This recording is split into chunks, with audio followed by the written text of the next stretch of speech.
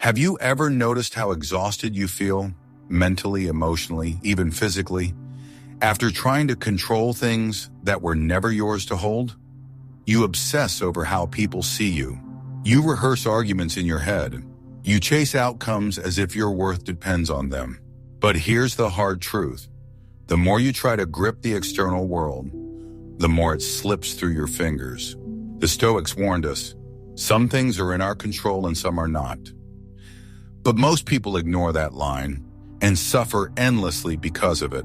In this video, you're going to learn how to detach yourself from everything you cannot control and build an unshakable inner fortress that no insult, failure, or loss can ever break. This isn't about giving up or becoming numb. It's about reclaiming your energy and rising above the chaos with calm, calculated power. By the end, you'll stop bleeding over things that were never yours to fix, and finally become the kind of person who doesn't just survive the storm, but walks through it untouched. If you're tired of reacting, tired of chasing, and ready to become untouchable, hit like, subscribe, and let's dive in. Number 1. The illusion of control. Most of the pain you carry isn't caused by the world. It's caused by your expectation that the world should obey your will. You expect people to treat you fairly. You expect plans to go smoothly.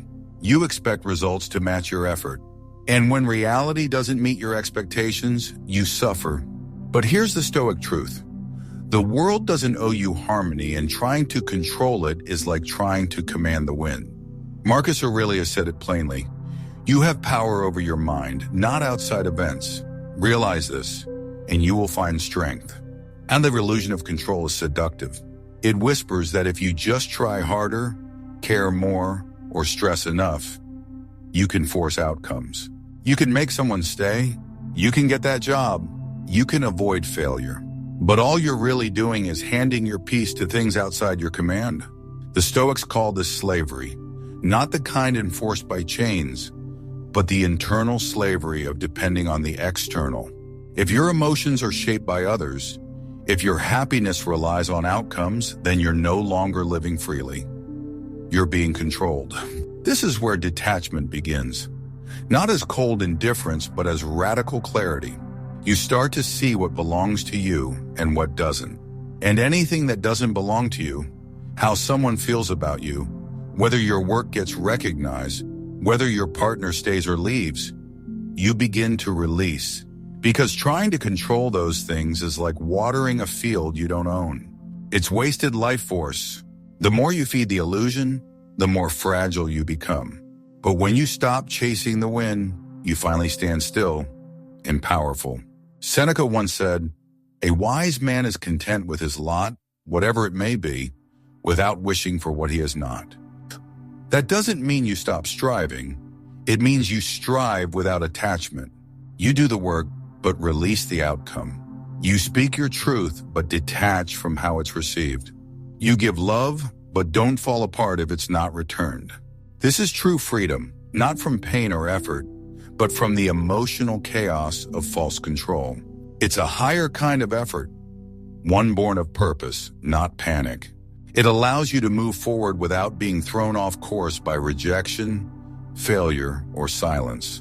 Take the example of Admiral James Stockdale, a Stoic practicing Navy officer who was captured and tortured in Vietnam. He didn't know if he'd survive, but he didn't try to control what he couldn't. He focused on what was his character, his mind, his will. That's what saved him. He lived Epictetus' lesson. Make the best use of what is in your power and take the rest as it happens. He endured not because he resisted fate, but because he accepted it and responded with discipline.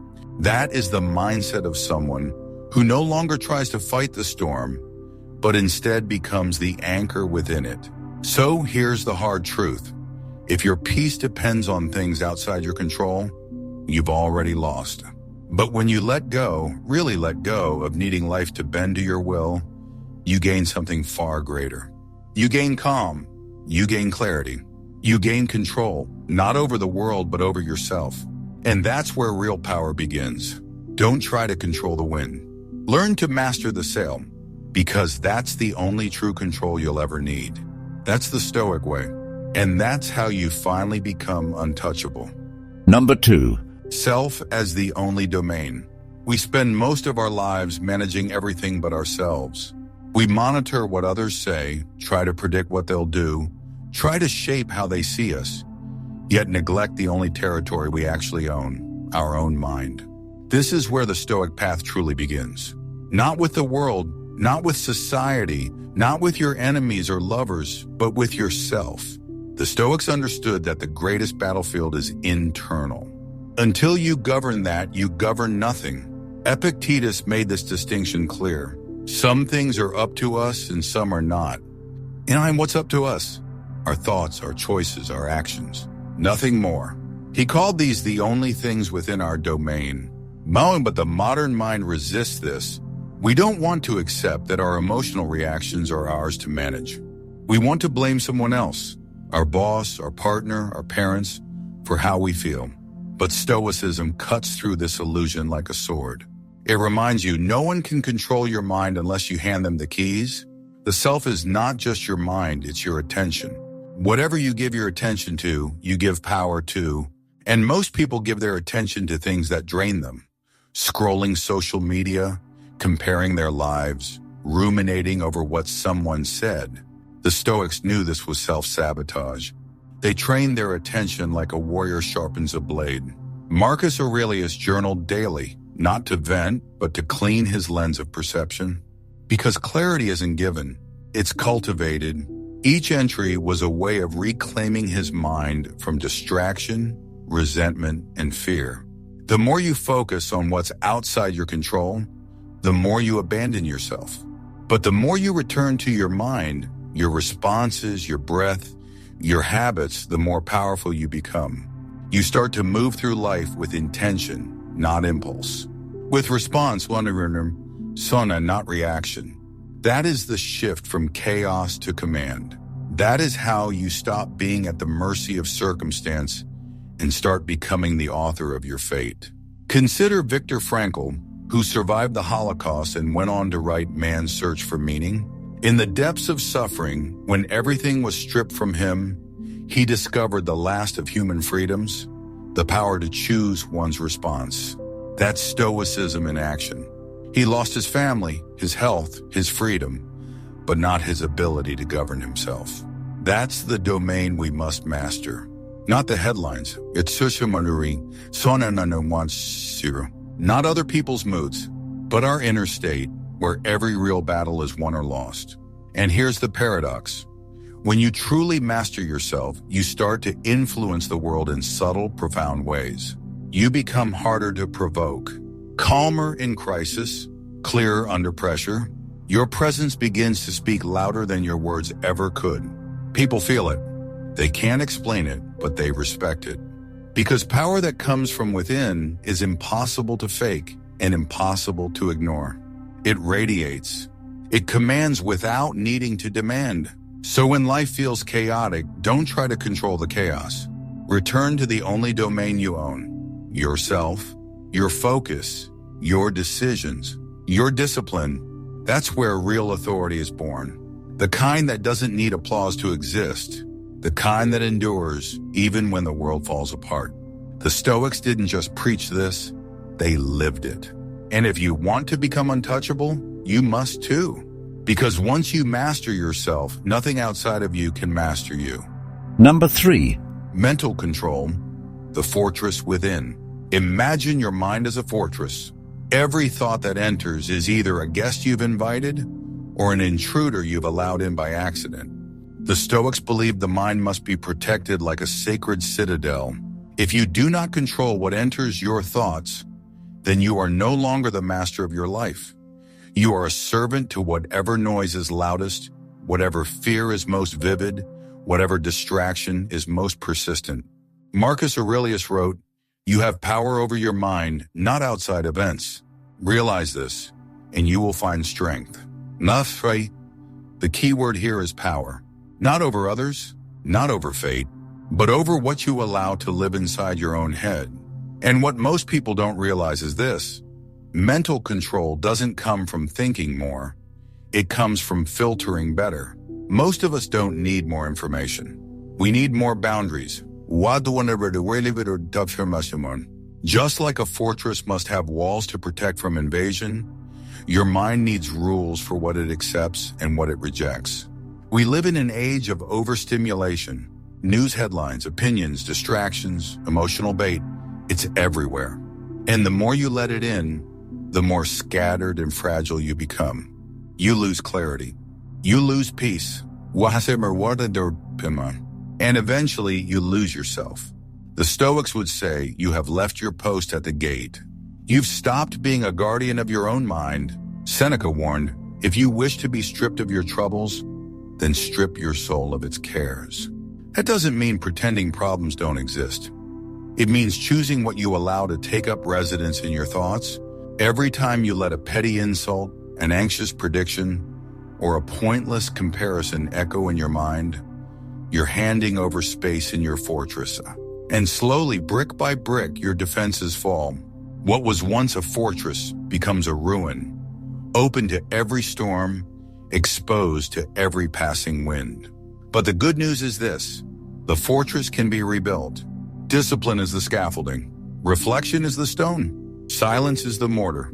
Every moment you spend directing your attention inward, whether through journaling, meditation, or simply pausing before reacting, is a moment you are strengthening your defenses. And with time, the storms of life no longer rattle your walls. You regain control, not by resisting reality, but by mastering your perception of it. Consider the example of Nelson Mandela. After spending 27 years in prison, he emerged not with bitterness, but with clarity. He once said, "I knew that if I didn't leave my bitterness and hatred behind, I'd still be in prison." That's a man who ruled his mind. He didn't let the injustice live inside him. He chose what stayed and what had to be let go. He built his own mental fortress, not with bricks, but with purpose. So here's the truth. The world will not stop trying to breach your gates. But you don't need to let it in.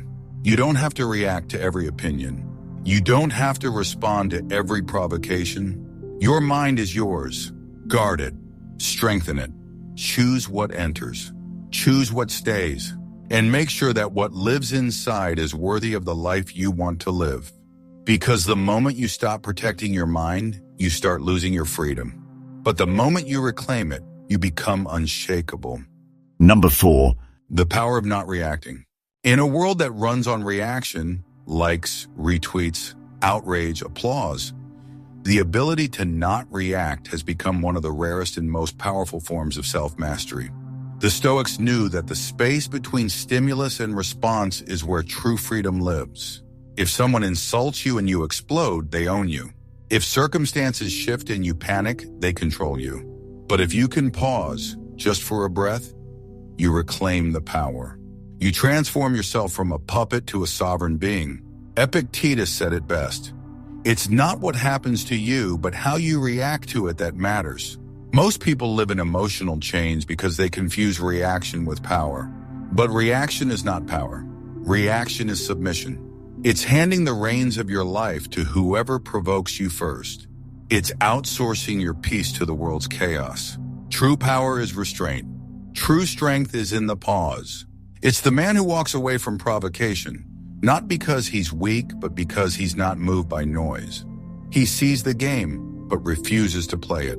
This isn't passivity, it's precision. The ability to choose your moment, your energy, your focus on your terms. Why is this so difficult? Because the ego hates silence. The ego wants to clap back, prove a point, get the last word. It thrives on drama, identity, and emotion. That's why most people get baited into fights that don't matter and arguments that go nowhere. Marcus Aurelius reminded himself daily, "You always own the option of having no opinion." To us, that is a form of power most people never develop. When you no longer react, you shift the balance. You confuse those who feed on conflict. You stop being predictable. When your emotions are no longer dictated by circumstance, people lose access to your buttons. Stoicism isn't about being cold, it's about being deliberate. You respond with wisdom, not impulse. The more you practice this, the more stable and grounded you become, even in storms. Consider George Washington. Before he became president, he was a general, famous not just for courage but for control. There's a story where he was insulted publicly by a fellow officer. Every man expected him to explode, but he stayed silent. Later in private, he addressed the issue decisively, on his terms. That restraint didn't make him soft. It made him untouchable. His authority came from presence, not noise. The Stoics understood that emotional reactivity is weakness disguised as strength.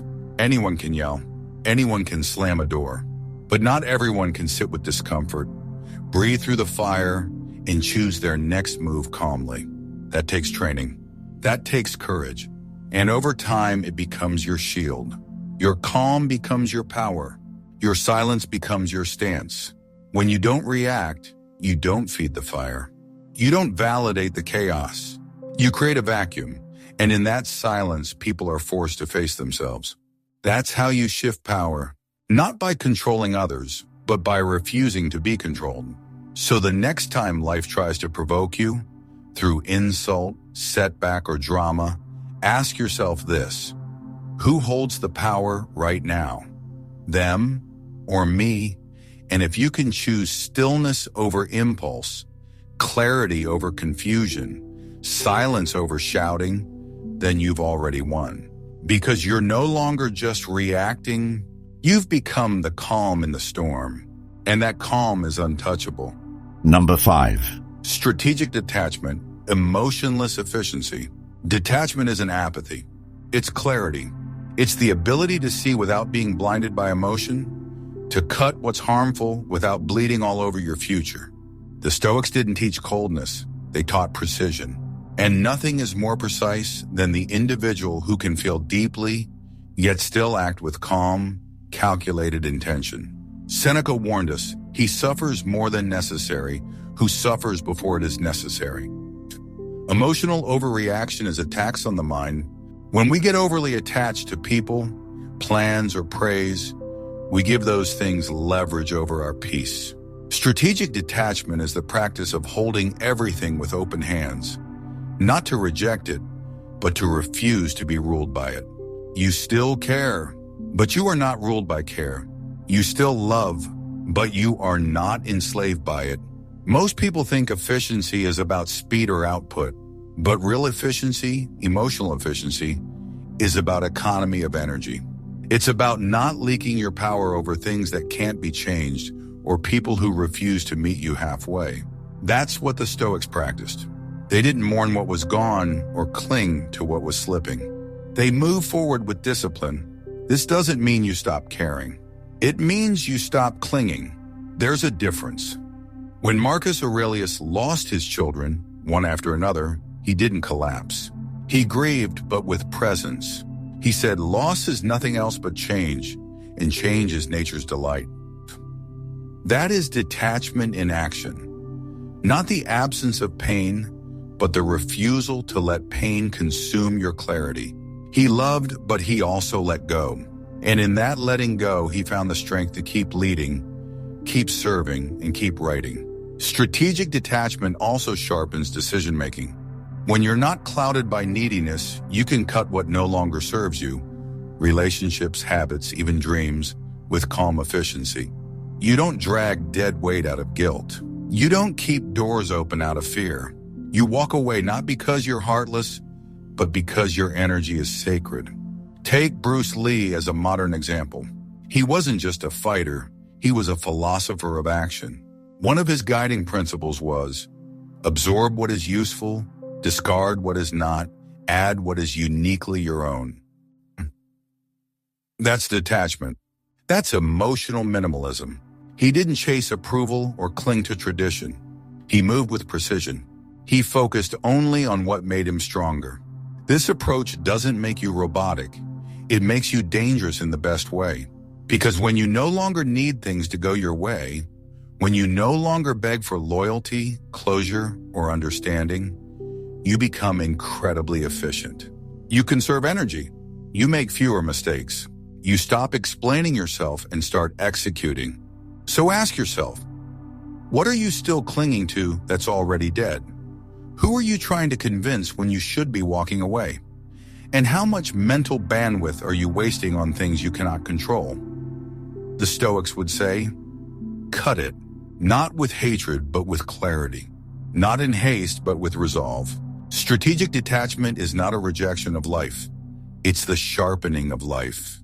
It's choosing to act without bleeding, to move forward without dragging, and to do what must be done, even when it's not easy. When you master this, you stop chasing peace and start protecting it. Number 6, dominance through absence.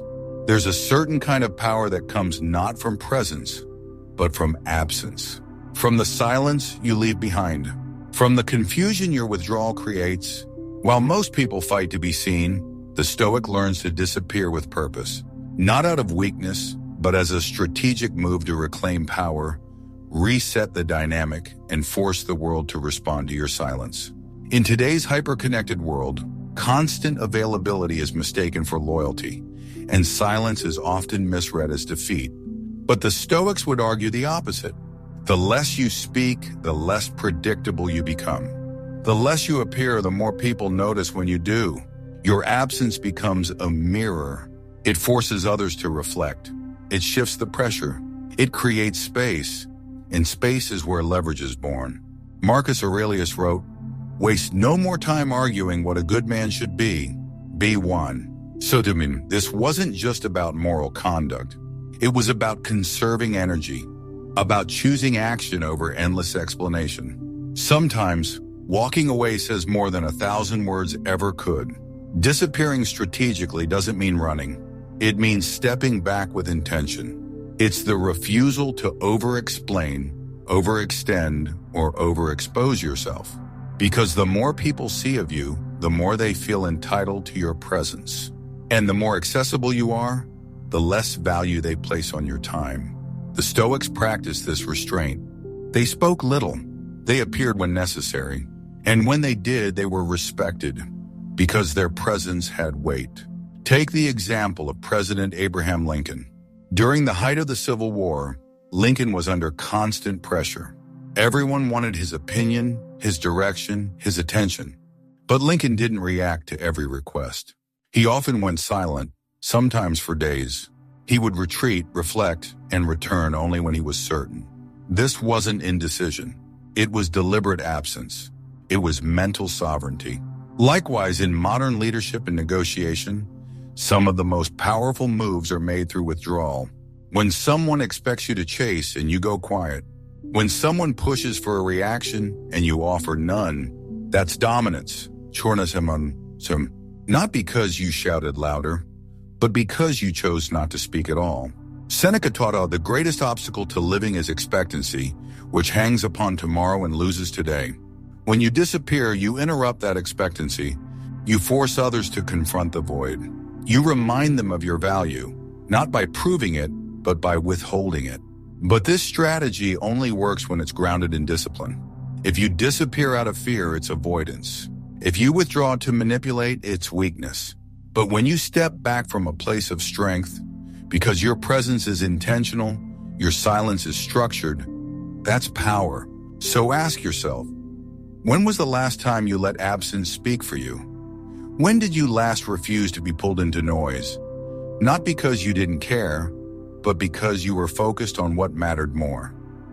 The Stoics would tell you, speak less, show up less. But when you do, make it count. Dominance isn't about being loud. It's about being felt even when you're not there. And that only happens when your absence carries weight. When your silence makes people pause, that's when you know you become powerful. Not because you're always seen, but because your disappearance echoes louder than most people's presence. Number 7, the unreadable mind. In a world that overshares, the person who holds back becomes a mystery. And mystery is power. The Stoics knew that to be unreadable is to be unshakable. Because the more people know about your emotions, your weaknesses, your fears, the more they can use them against you. But when you guard your mind, when you choose what to reveal and what to keep within, you become untouchable. Epictetus taught that we must practice silence, not just with our words, but with our inner lives. You don't need to broadcast your feelings to process them. You don't need to explain your every move to be understood. When you master the art of stillness, you stop reacting. And when you stop reacting, you stop bleeding power. You start owning your presence rather than renting it out for approval. The unreadable mind doesn't mean cold detachment. It means internal control. It means knowing what you feel, but choosing when and how to express it. It means showing restraint not to hide who you are, but to protect who you are becoming. The more you explain yourself, the more leverage you give others to twist, doubt, and diminish you. But when you hold your center, when your thoughts are yours and yours alone, no one can knock you off balance. Consider Julius Caesar. Before he crossed the Rubicon, no one knew exactly what he was going to do. He didn't argue, he didn't declare. He moved in silence, and that silence terrified his enemies. Why? Because unpredictability is a form of power. When people can't read your next move, they can't plan their attack. They become cautious, confused, even afraid. And in that uncertainty, you gain control without saying a word. Likewise, Marcus Aurelius, despite being emperor of Rome, was known for his emotional composure. He journaled privately to clarify his thoughts, not to gain applause. He often reminded himself that opinions are just noise, that the judgments of others have no place inside his mind. That inner stability was his edge. He was surrounded by chaos, yet no one could read panic in his face. That is the power of the unreadable mind. Calm is not the absence of emotion. It's the discipline to master it. Now, this doesn't mean shutting yourself off or becoming emotionless. It means being selective. You still feel, you still love, you still suffer. In Washington, but you carry it with dignity. You don't post every wound. You don't perform every breakdown. You don't feed the world your process. You protect it. Because real growth doesn't need to be public to be real. Here's the reality. Most people don't want to understand you. They want to control you. And the more you reveal, the easier that becomes. But when you become unreadable, when your silence is full of poise, when your eyes show presence but not desperation, people feel your strength. They feel your center. And that center cannot be shaken. So train your mind to be calm. Train your heart to be deep.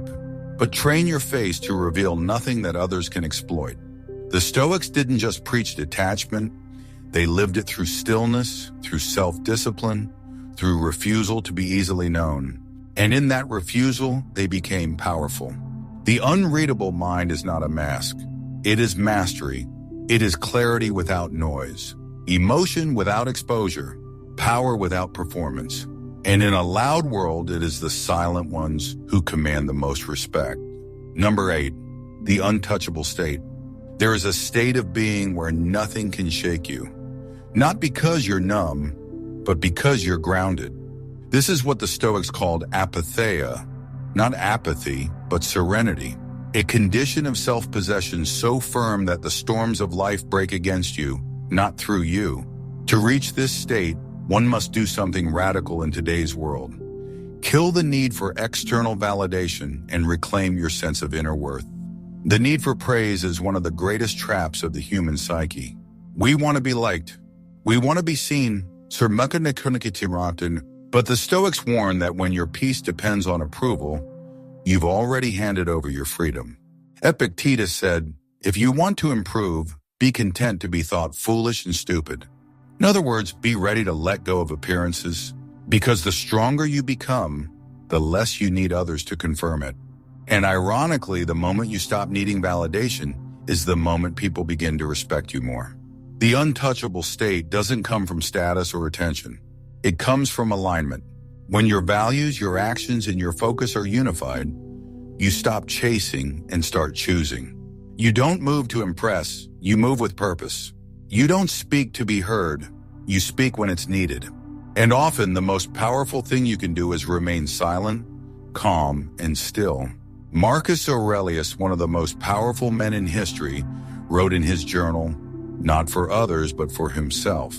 He reminded himself daily to let go of ego, to act with justice, to serve the whole. His power didn't come from his title. It came from how little he needed it. He ruled not to feel significant, but to fulfill his role. That's the essence of the untouchable state. Your worth is no longer negotiable. You lead yourself before you lead anyone else. Contrast that with the person who lives for attention. They're always posting, always performing, always chasing applause. But applause is a wave. It rises, crashes, and disappears. The Stoic builds something else, a foundation beneath the surface, something that remains when the noise fades, something no one can take away. The applause addict is vulnerable. The grounded one is free. Even the great philosopher Socrates understood this. When put on trial, he didn't beg, flatter, or compromise. He spoke the truth and accepted the outcome. He said, "The unexamined life is not worth living." But he also lived that truth. Calm, steady, unmoved by the fear of death or the opinions of the crowd. That's what it means to be untouchable. Not because you resist everything, but because you're no longer dependent on anything or anyone. To live this way, you must practice detachment daily. Detachment from praise, detachment from criticism, detachment from the need to be understood. You still feel, you still care, but you no longer orbit around other people's validation. You return to your own center again and again, like a disciplined soldier returning to formation. So if the world insults you and you feel no sting, good. If it praises you and you feel no surge, better. You are no longer a puppet pulled by emotional strings. You are anchored, you are clear, and that clarity is power. The untouchable state is not about invincibility. It's about independence, emotional independence, mental sovereignty.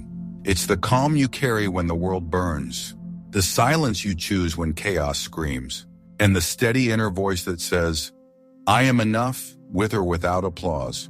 You were never meant to control the world. You were meant to master yourself within it. The Stoics didn't seek power over others. They built power within. Detachment isn't giving up. It's letting go of what was never yours to hold. If you felt overwhelmed, unheard, or constantly reacting to life, this is your reminder. You can reclaim your peace. You can become untouchable. Start now. Embrace silence. Practice clarity. And if this message resonated with you, don't forget to like, subscribe, and share this with someone who needs to hear it. Your strength is in your stillness.